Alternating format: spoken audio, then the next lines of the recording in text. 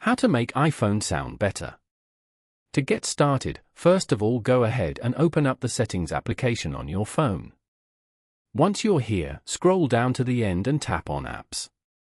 You can view all your phone apps over here. Now, scroll down until you find Music and tap on it. You are now in the Music Settings page, where you can manage audio playback.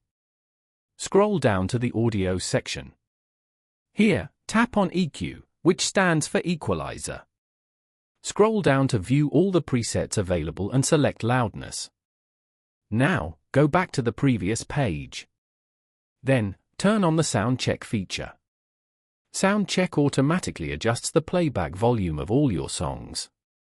Following these steps, you can easily make iPhone sound better.